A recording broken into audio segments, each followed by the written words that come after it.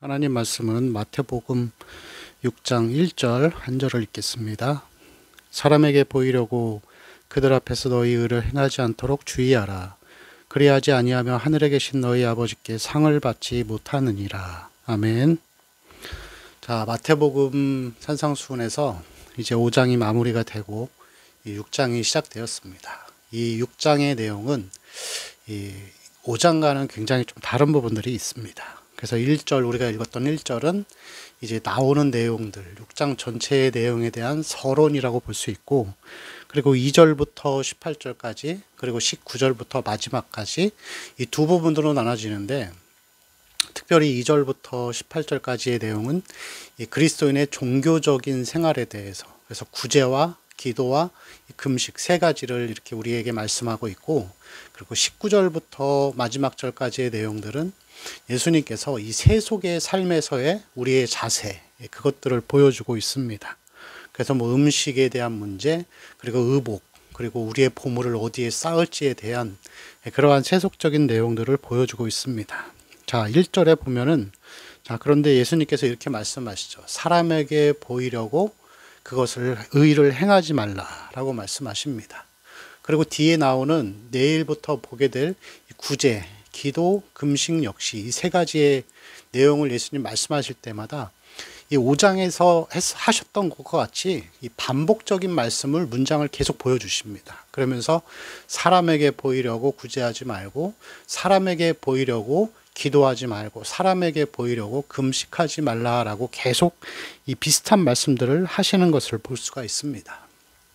오늘은 이 서론으로서 1절만을 우리가 한번 살펴봤으면 좋겠는데, 1절에 보면은 예수님께서 이 사람에게 보이려고 그들 앞에서 너희 의를 행하지 말라, 그렇게 이 서론에서 선언을 하십니다. 그러면서 이 6장 전체의 내용이 사람에게 보이려고 하지 말고 하나님께 보이려고, 하나님 앞에서 살아가는 삶이 되어야 한다는 것을 말씀하죠. 그래서 이 6장 전체의 주제는 이 하나님 앞에서 사는 삶입니다. 하나님의 임재 앞에서 사는 삶, 하나님 앞에서, 이 코람데오라고 하죠. 우리가 무슨 일을 하든지 간에 다 하나님 앞에서, 사람에게 보이려고 의를 행하는 게 아니라 하나님 앞에서 구제하고, 하나님 앞에서 기도하고, 하나님 앞에서 하나님께 상급을 받기 위해 금식하고, 자, 그렇게 하라라는 것을 보여주는 것입니다.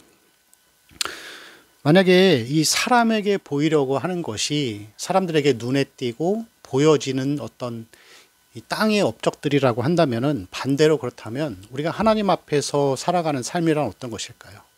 하나님 앞에서 산다라고 하는 것은 보이지 않는 것입니다. 은밀하게 행하는 일들이죠. 영적인 것들을 이야기하는 것입니다. 그래서 5장에서도 이 팔복의 말씀을 통해서 영적인 것이라고 했잖아요. 보이지 않는 복, 그리고 소금처럼 없어지는 것, 그리고 우리가 하나님의 영광을 돌리는 삶을 살기 위해서는 자기를 깨트리는 삶, 자기를 깨트려 자아를 깨트리고 성찰함을 통하여서 이 원수를 사랑할 수 있는 상황까지 갈 수 있도록 우리 자신을 깨트리고 죽이는 것. 자, 이 6장에서도 마찬가지로 하나님 앞에서 우리가 살아가는 삶이라고 하는 것은 사람에게 보이려고, 사람에게 영광을 받으려고 하는 것이 아니라 하나님 나라를 위해서, 하나님을 위해서 하나님 앞에서 하는 것입니다. 그래서 이 하나님 앞에서 살아가는 삶이라고 하는 것은 보이지 않는 것이죠. 그리고 영적인 것을 추구한다라는 것입니다. 이 하나님 나라의 특징이 있습니다. 그리고 하나님이 일을 하시는 방식에 다 공통점이 한 가지가 있는데, 그것은 모든 일들을 은밀하게 하신다는 것이죠. 그리고 우리의 삶도 보이지 않는 은밀한 복을 쫓아서 살아가는 삶이죠. 그런 이 말씀도 있죠. 하나님 나라의 비유들. 이 예수님께서 이 사복음서에서 많은 비유들을 하시는데, 그 하나님의 나라의 비유를 말씀하실 때 이 비유의 공통점들이 다 감추어진 거예요. 감추어진 거. 그리고 잘 안 보이는 것들. 겨자씨 비유 같은 것들은 이제 그렇죠. 그리고 이 밭에 감추인 보화. 보이지 않지만 본 사람은 그 농사 짓기도 힘든 이 척박한 돌밭을, 돌땅을 자기 전 재산을 들여서 삽니다. 사람들이 비난하고 한심해하지만 그 안에 보물을 받기 때문에 그 땅을 사게 되는 것이죠. 그래서 여러분, 이 하나님의 나라도 보이지 않는 거, 그리고 하나님의 이 복음의 역사, 이 천국의 확장과 또 이 하나님 나라의 이 복음이 확장되어 가는 방식도 결코 사람에게 주목을 받거나 아니면은 업적을 남기거나 사람들의 어떤 부러움을 사는 그러한 성격이 아니라는 것입니다. 여러분, 예수님도 그렇게 사셨습니다. 우리가 알고 있는 예수님은 항상 그러셨죠. 기적을 행하시고 이적을 행하시고 난 다음에도 사람들에게 이 일을 아무에게도 알리지 말라 그러셨습니다. 병을 고쳤음에도 불구하고 또 여러 가지 기적을 행했어도 이 일을 아무에게도 알리지 마라. 왜 예수님께서는 자신이 행하신 놀라운 일들을 사람들에게 알리지 말라고 하셨을까요? 그 이유는 자기를 이 병 고쳐주는 사람, 그리고 뭐 이렇게 가난해서 구원해주는 사람, 그런 사람으로 자기를 생각할까봐 그 일들을 감추었던 것입니다. 그리고 예수님은 뭐 제자들의 기대나 아니면은 이 이스라엘 백성들의 어떤 식민지에서 구원해줄 그런 기대감과 상관없이 자기의 일을 묵묵하게 가시죠. 그리고 십자가에서 죽으십니다. 그 모든 사역들은 주목받는 사역이 아니라 하나님의 나라를 은밀하게 세워가는 하나님의 놀라운 계획이고 또 성격이고 그런 것이라고 할 수 있습니다.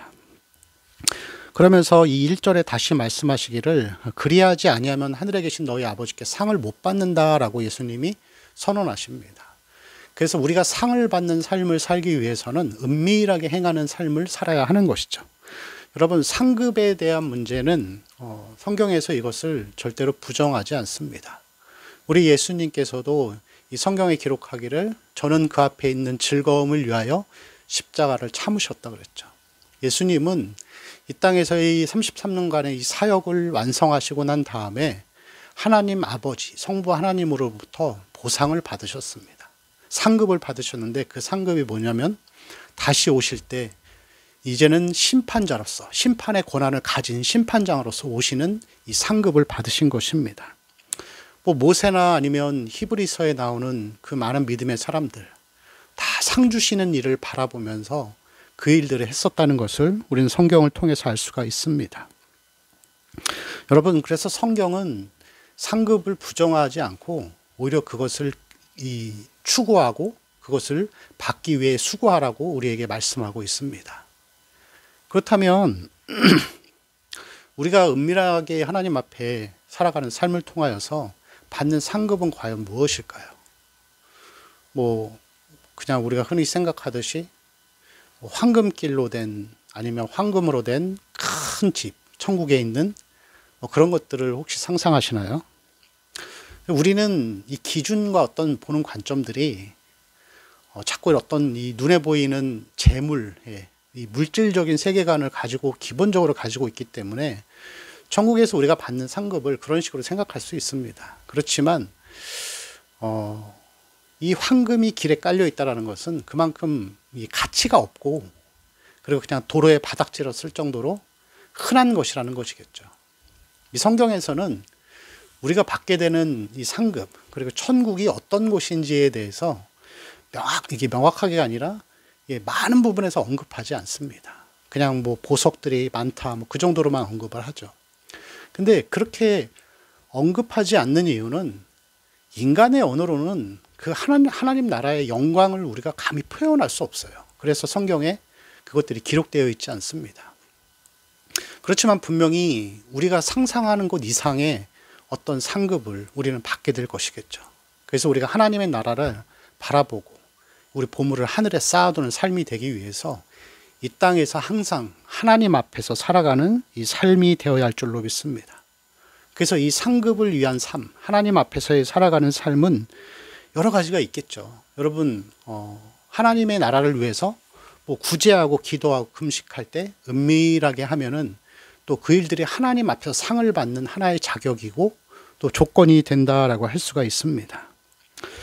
우리가 보통 교회에서도 이 상급에 대한 이야기들을 할 때 뭐 그런 이야기를 이렇게 외형적인 방향으로 많이 생각을 하죠. 그래서 교사로 뭐 10년 이상 아니면 혹은 30년 이상을 봉사했다. 그래서 뭐 기념패도 감사패도 드리고 또 선물, 자그마한 선물도 줍니다. 그리고 그런 것들을 통하여서 그것이 이 하나님 나라의 상급을 쌓는 하나의 어떤 표시로 우리가 또 여기기도 하죠. 아니면 뭐 교회를 세울 때 거액의 헌금을 해가지고 그것을 통해서 교회의 초석을 세울 수 있는 기초가 되었다. 어떤 큰 기여를 했다. 그리고 그러한 것들이 우리에게 하늘나라의 상급을 쌓는 일이 된다라고 우리는 생각하죠. 예, 그런 것도 맞습니다. 예, 얼마든지 그런 외적인 헌신과 그리고 외적인 것들도 하나님 나라에선 상급의 요소가 되겠죠.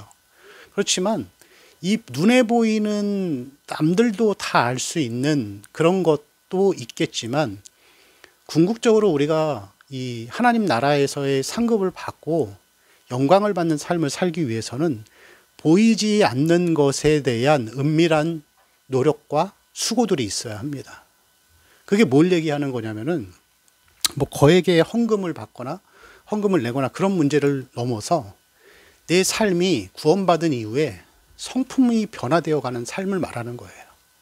그래서 분노를 잘 일으키던 사람이 온유해지고, 그리고 뭐 이렇게 좀 교만하던 사람이 점점 심령이 가난하고 또 겸손해져 가는 삶을 사는 거. 이 성령의 열매라 그러잖아요. 온유, 뭐 절제, 이런 것들을 우리가 성품을 만들어 가는 거예요. 이거 보이지 않죠. 그리고 누구도 알아주지 않습니다. 이 거룩해져 가는 삶은 은밀하게 진행돼요. 자기 내면과의 어떤 큰 싸움이고, 하나님의 연단이 있을 때 상황과 환경을 하나님이 조성하셔서 그 일들을 진행해 가십니다.